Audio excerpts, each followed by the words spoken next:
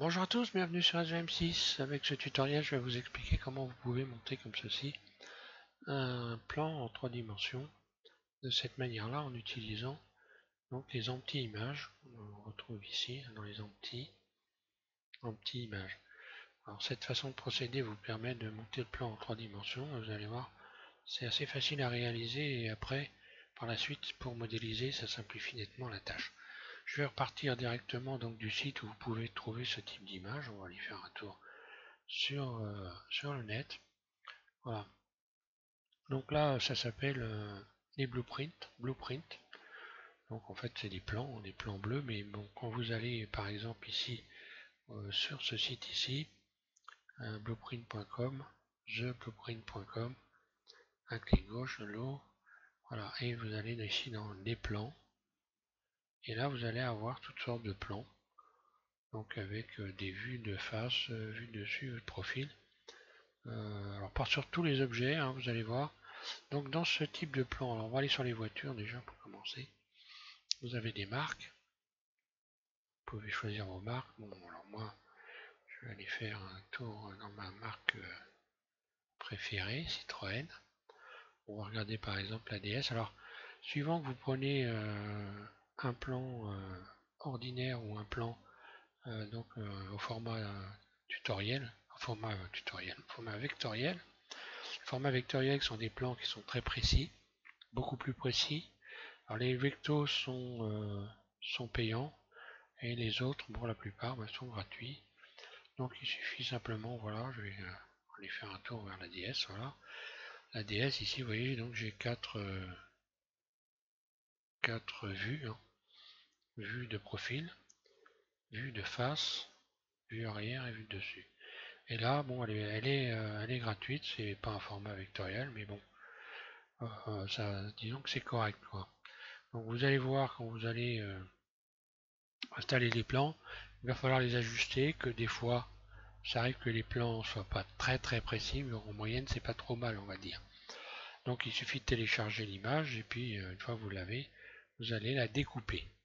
Donc vous choisissez le plan que vous voulez découper. Quand vous allez sur des dessins vectoriels, on va essayer d'en trouver là. C'est ça, un dessin vectoriel, hein. Voilà, dessin vectoriel. Donc là, ils sont payants. Ils sont un peu plus, peut-être un peu plus précis, mais bon, pas beaucoup plus, hein. Quand on voit l'épaisseur des traits, forcément, on se dit que par rapport à l'échelle de la voiture, les traits seraient très gros. Mais il faut bien les voir, évidemment. Si on devait faire les traits par rapport à l'échelle, il est évident que les traits, on ne les verrait pas. Donc c'est plus ou moins précis. Donc je vais passer donc aux explications et vous faire voir.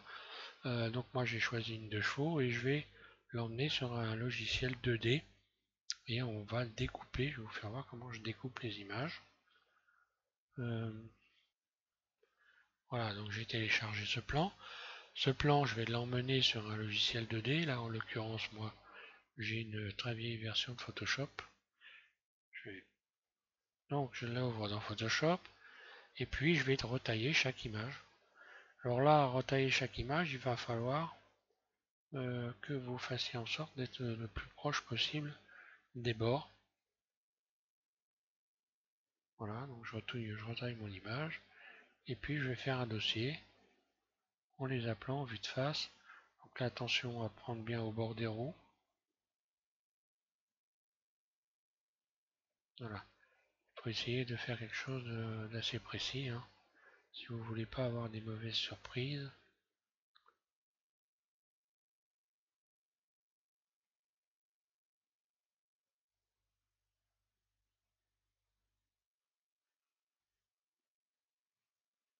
Voilà donc la première découpe. Donc je vais enregistrer cette image.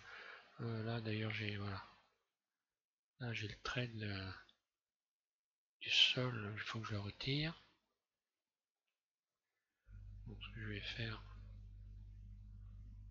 Voilà.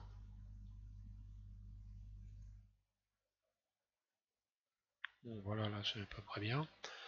Je vais enregistrer, donc ça va être la vue de profil.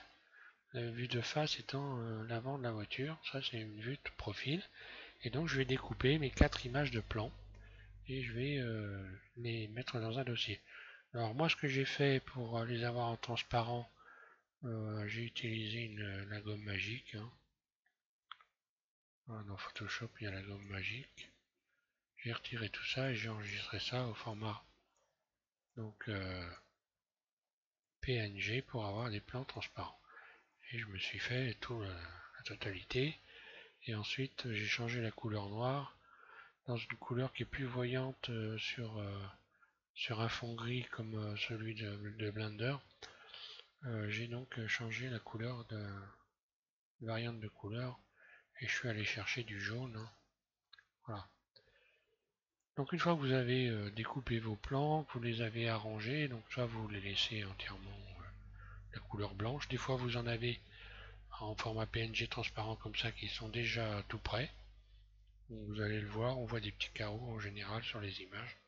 Comme ça. Donc ensuite on va aller dans mon dossier. Voilà. Et donc je me suis constitué un dossier d'images comme ceci.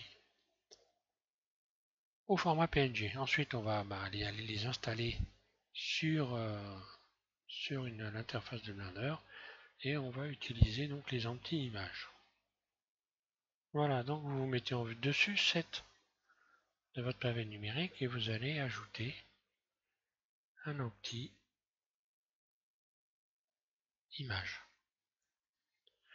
Cette anti-image, on va coller une image dedans, parce que c'est ni plus ni moins qu'un cadre, hein, tout simplement. Et dans ce cadre, il va falloir ajouter donc la première image, donc l'image de face, de profil, pardon. Ici, je clique sur cette icône. Donc, type de données active, afficher, éditer. Ouvrir. Je vais aller dans mon dossier où j'ai découpé ma de chevaux. Et je vais donc installer le profil ici. Voilà. Ce profil, donc là, je suis en vue de dessus, donc il va falloir que je le mette debout. Pour le mettre debout, je vais tout simplement faire RX90. Voilà. Donc, par rapport à la scène, en vue 1, voilà, je suis en vue de face. Et maintenant, je vais donner la surface que j'ai envie de donner. Donc, vous surfacez comme vous voulez. Mais en laissant ici l'axe au centre. Curseur vers le centre. Voilà.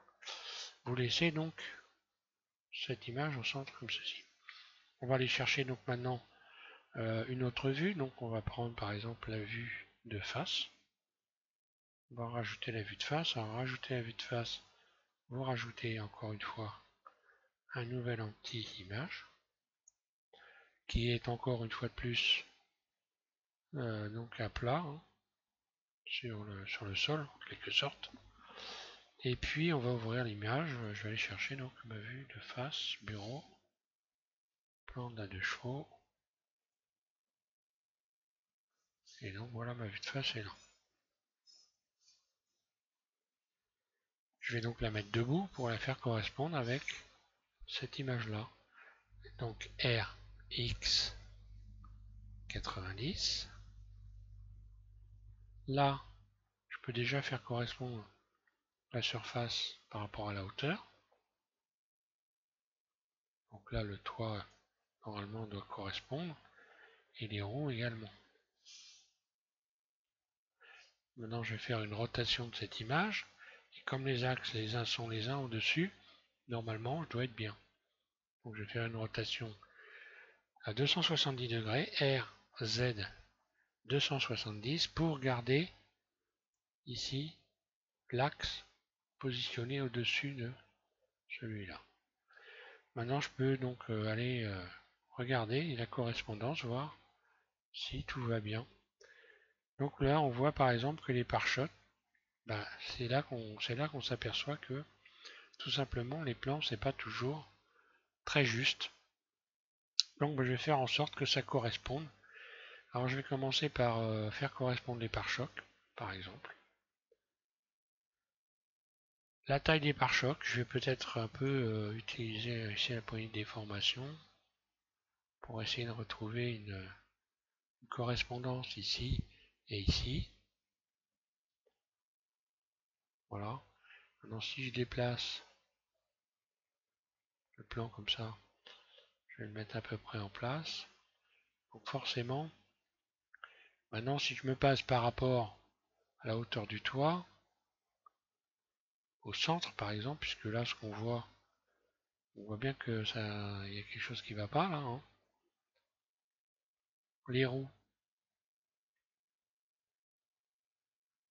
apparemment les roues sont bien positionnés, donc tout simplement, je vais utiliser la poignée de déformation.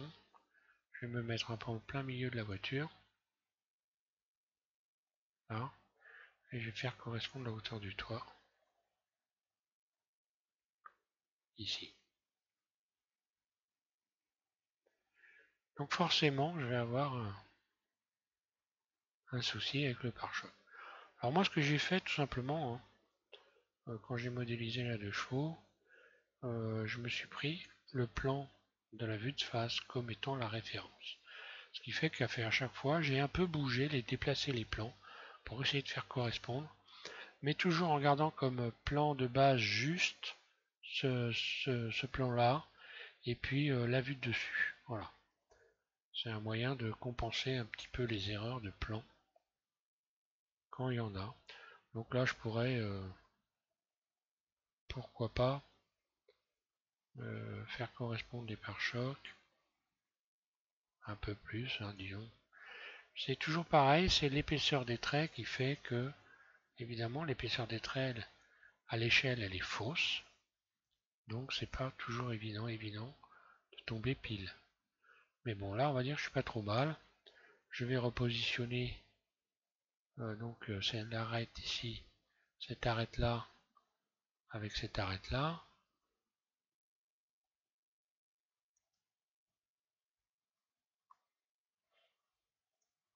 Pour le moment. Voilà.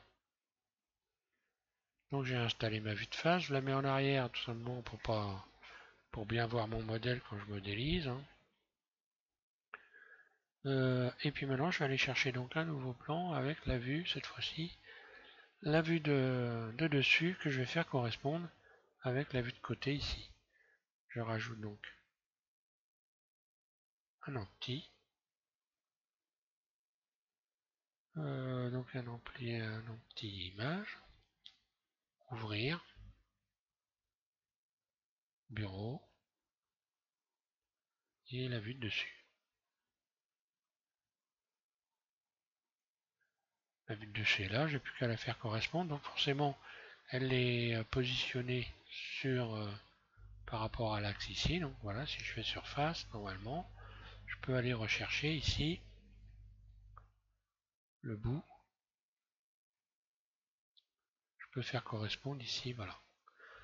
Donc je vais appuyer sur Shift, S, Shift en continu, et je ramène, voilà. Donc normalement, je suis censé avoir la vue de dessus et la vue de dessous qui se correspondent parfaitement.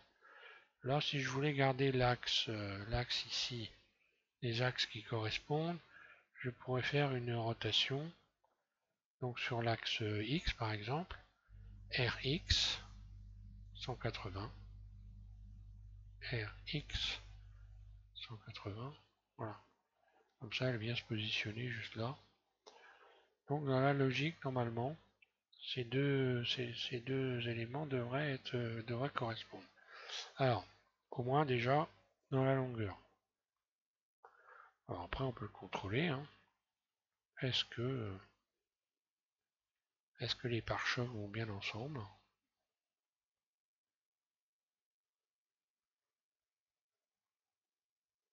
Apparemment oui, hein. Aïe, pas se tromper. Donc normalement, voilà, la pointe du pare-choc ici arrive ici, donc voilà. Là, j'ai pas de souci normalement. Alors ensuite, la largeur. Donc là, on voit que la largeur ici ne correspond pas avec la vue de face. Alors il faut toujours réfléchir au truc. Est-ce que la voiture, elle a bien une forme rectangulaire régulière, hein, parce qu'on peut se poser cette question. Donc là, oui, c'est le cas puisqu'elle rentre parfaitement dans une forme ici rectangulaire. Donc la vue de face et les côtés, hein, ça doit correspondre normalement. Alors bon bah, je vais tout simplement sélectionner cet empty là et puis je vais... Alors je regarde, peut-être je suis mal placé ici. C'est possible, je vais déjà commencer par bien faire correspondre ici. Et là, bon, on voit bien qu'il faut que je réduise cette image. Et là, pareil, je vais la faire correspondre là.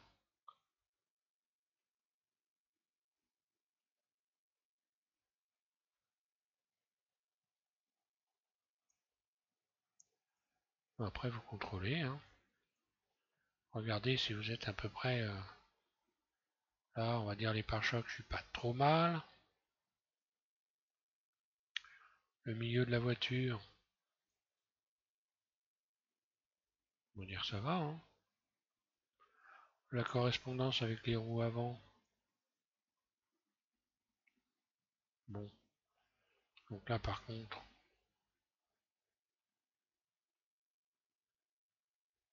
on voit que ça n'irait pas. Hein. Donc ce que je vais faire, je vais quand même tenter d'utiliser la poignée de déformation ici et d'écraser un peu la voiture et de la remonter. Faire correspondre les axes. Bon, si je veux faire correspondre les axes, je vais juste, je peux parfaitement replacer cet empty ici sur l'axe ici. Hein. Donc Shift S, curseur vers le centre déjà, et puis Shift S, sélection, puisqu'il est sélectionné. Voilà. Là, il vient se positionner pile. Hein. Donc la roue, là, vous êtes obligé d'être au bon endroit.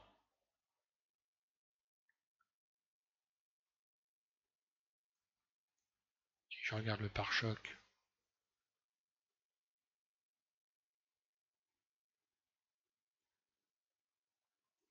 je vais tenter d'écraser un peu. Et maintenant, le risque, évidemment, c'est de ne pas être à la bonne hauteur sur le toit. Donc l'idéal, ce serait évidemment que je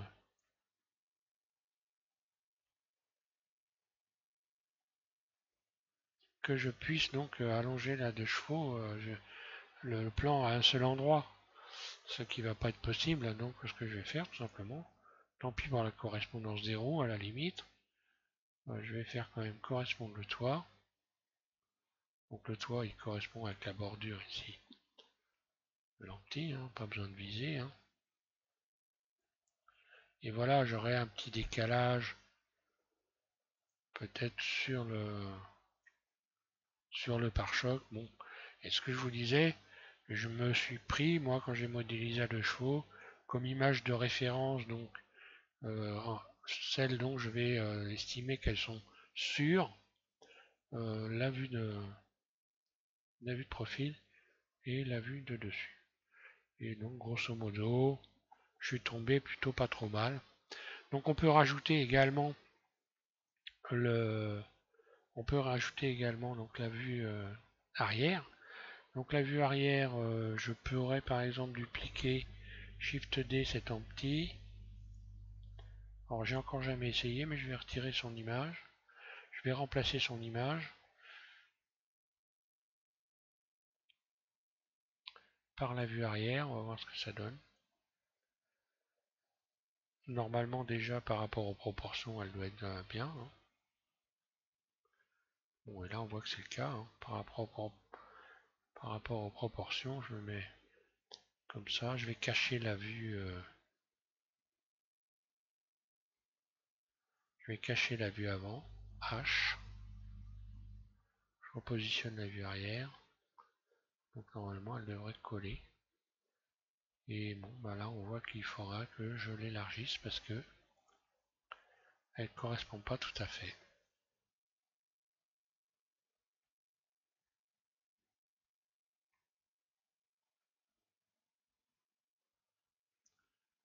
Sur le côté c'est obligé qu'elle corresponde. Hein. Autrement si jamais vous n'êtes pas sûr, vous la ramenez vers le centre ici.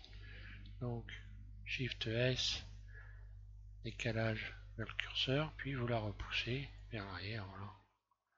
Logiquement, elle doit être dans la ligne, forcément, ici, de cette image-là, hein.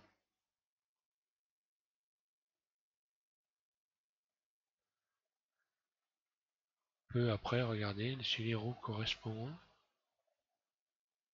si le toit correspond, ça correspond à peu près. Et donc quand vous allez modéliser, forcément, vous n'allez pas pouvoir superposer l'avant et l'arrière. Donc il faudra alternativement cacher soit l'avant, soit l'arrière. Donc là je vais faire Alt H, par exemple. Et puis je vais cacher l'arrière pour pouvoir modéliser l'avant. Donc là, une fois que vous avez fait ça, vous allez donc euh, mettre en place un empty. Pour mettre en place un empty, donc une fois que vous avez bien arrangé votre plan, vous pouvez déplacer les éléments dans les axes, hein. Ça ne changera rien quant à la vue. C'est-à-dire que là, je peux les écarter maintenant. Si je me mets par exemple en vue 1, donc la vue de profil de la voiture, si je recule ce plan ici, ça ne changera rien du tout quand je me remettrai en vue 1. Il aura toujours la même dimension. Voilà. Il suffira simplement de mettre votre voiture. Voilà, si je recule ce plan, donc là je vais me mettre en vue 1, en vue 3, pardon, ou CTRL 3 plutôt. Voilà, CTRL 3, hein. Donc je sélectionne cette vue de face. Si je la recule ou si je l'avance, si je me mets en CTRL 3, regardez la dimension. Oui. Bon, la dimension. Donc là j'ai deux gros carreaux, enfin un gros carreau, et je vais jusqu'à 8 ici. Donc. Et voilà, ici je me remets à reculer cette image, et que je me remets en vue 3, là, je serai toujours à la même dimension. Voilà. Après, soit vous les rapprochez. Alors ça permet tout simplement de ne pas être gêné par les images quand vous modélisez, hein. Il suffit simplement de les déplacer après dans les axes correspondants, évidemment.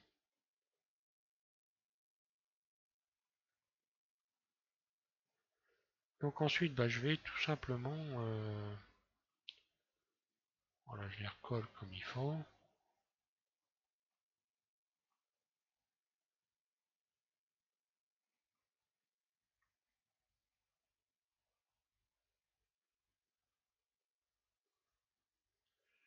Et maintenant, on va placer un empty donc pour utiliser l'effet miroir. Voilà. Je sélectionne tout, A, et je vais emmener le tout au centre en faisant curseur Shift S, ici, donc sélection vers le centre. Voilà. Donc là j'ai tout déplacé, un curseur vers le centre. Il aurait fallu que je mette le curseur vers l'ensemble d'abord. Donc Shift S, curseur vers le centre, et puis ensuite la sélection vers le centre. Là. Donc ça a pris en compte l'ensemble complet, hein.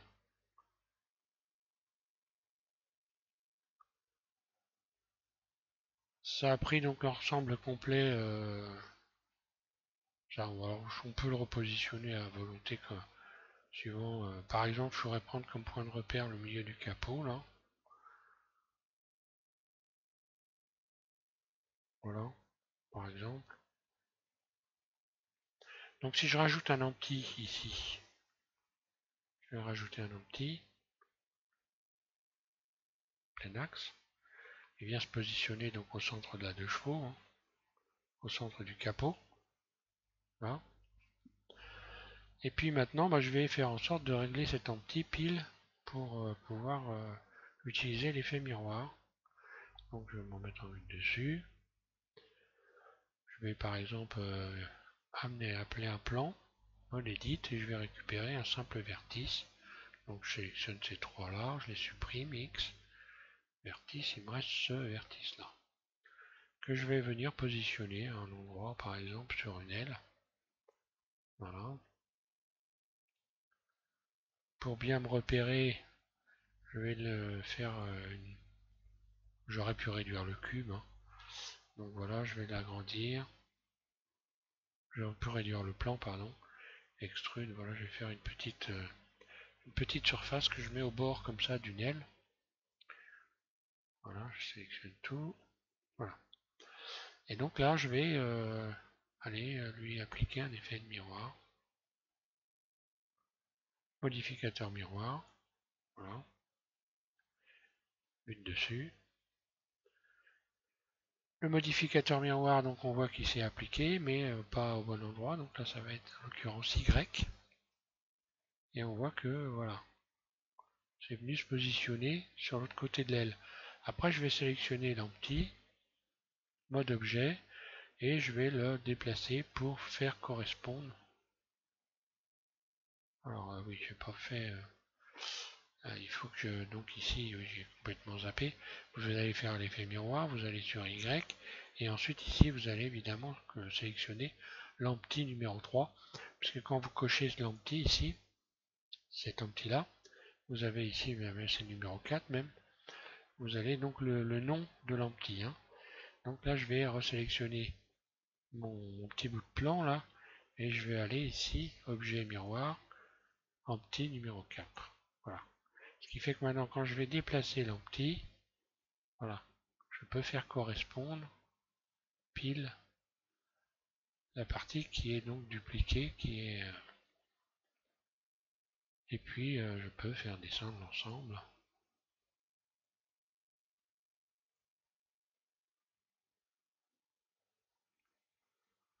Vue de face, vue de profil, pardon. Après, je peux tout simplement revenir sur un simple supprimer X 3 vertices. Donc là, je vais repartir sur le bord de l'aile, par exemple. Je vais me mettre en vue, donc en vue 1. Voilà. Vue 1, puis si je dois modéliser l'aile, ben, je vais commencer par exemple par positionner, pourquoi pas, mon vertice ici, puis extrude, extrude, extrude.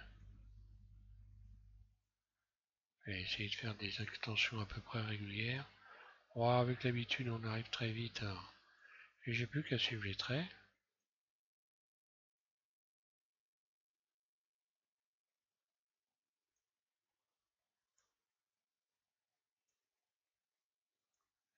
Voilà, maintenant si je veux avoir des espacements réguliers, je vais utiliser la boîte à outils, le loop tool.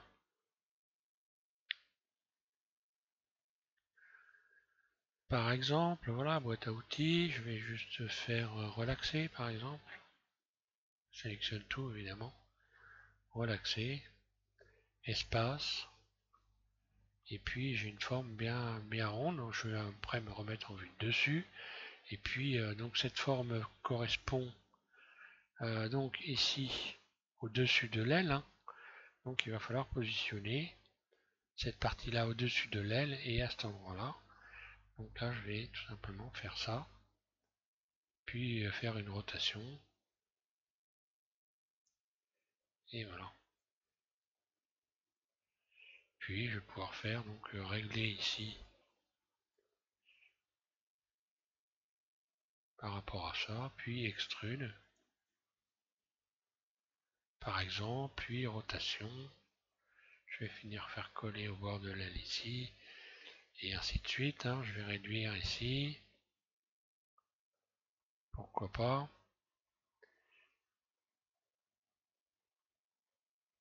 Mettre un rayon là, redonner une bonne forme ici, en sélectionnant les vertices.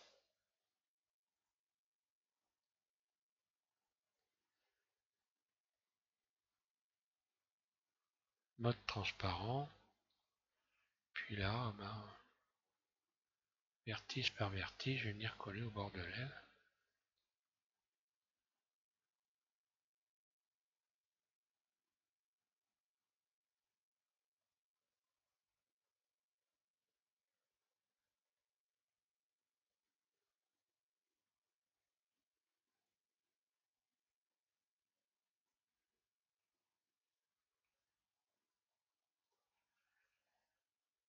appliquer type division de surface. Donc là, je vais me remettre en vue 3, CTRL 3, mode transparent Z, et puis je vais faire correspondre les bords de l'aile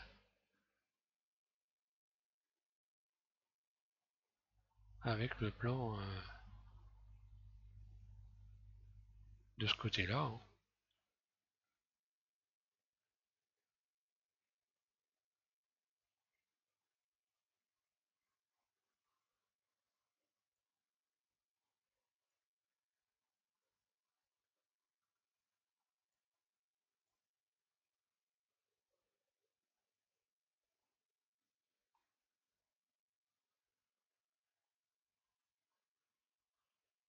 Non, là je me suis planté, je pense que j'ai fichu. Bon. C'est pas grave, je reviens en arrière, je pense que j'ai fait, pourquoi ça ne correspond pas. Donc il y a un bout de temps que je l'ai modélisé, celle-là.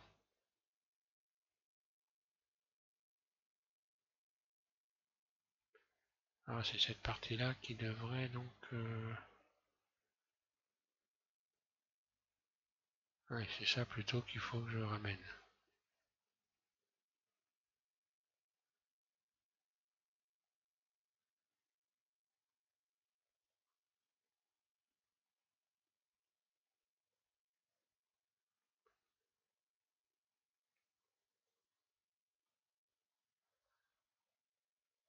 Voilà, c'est histoire de vous faire voir. Hein. Évidemment, après, je serai obligé d'abaisser cette partie-là. Donc là, je rajoute un rayon ici, par exemple. Je vais resélectionner ça. Je vais me remettre en vue 1. Et puis, je vais correspondre avec le bas de l'aile. Enfin, voilà. Hein. Je fais ça vite fait. Donc là, on voit que ça ne correspond pas du tout. Je vais sélectionner tout. Déformation. Et puis voilà. Hein.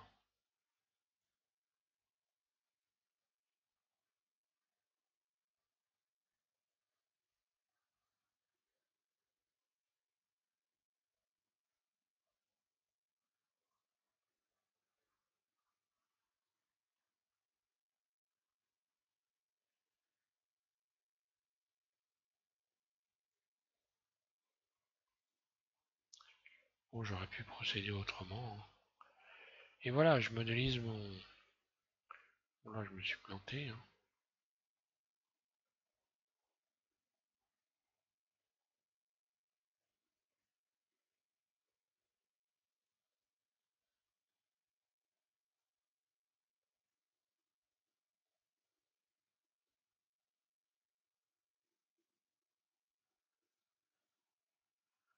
Ouais, j'ai plus qu'à faire correspondre tout ça.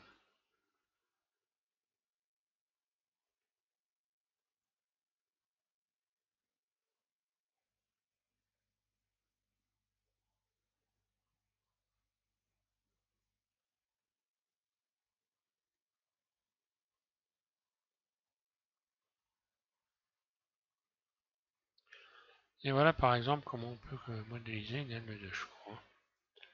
Et puis une aile de chevaux, c'est un peu gonflé ici. Donc après, il faut regarder l'aspect général. Enfin voilà, bon, peu importe. Le but était de monter donc un plan. Hein. Et donc, vous voyez que par exemple, si je recule ce plan ici, que je repositionne mes plans différemment, du moment que je reste dans les axes, quand je me remettrai en vue 1, ben ça correspondra toujours, hein, en vue arrière également. Voilà, bon là il faut ajuster évidemment. Hein. Voilà, ben, j'espère que ce tutoriel vous aura servi. Hein. Avant de finir, une chose que vous pouvez toujours faire bien sûr. Alors ça évite un peu de faire ça, ça vous permet d'éviter d'ouvrir plein de fenêtres. Mais pour ceux qui ont envie d'avoir plusieurs fenêtres, vous pouvez toujours aller ici dans Vue. Et donc ici activer la vue quadre. La vue quad c'est celle-là. Donc là autrement, alors moi je le fais jamais parce que simplement j'ai un ordinateur portable et que c'est pas très pratique d'avoir des petites images comme ça pour modéliser. Mais voilà, si vous voulez voir les 4 vues, vous les avez. Hein. Voilà. Vue de dessus, vue de profil, vue de face, etc. Et donc, ici la vue avec les 4. Voilà, je vous remercie de suivre SBM6, puis pour revenir évidemment, vous faites le contraire. Hein.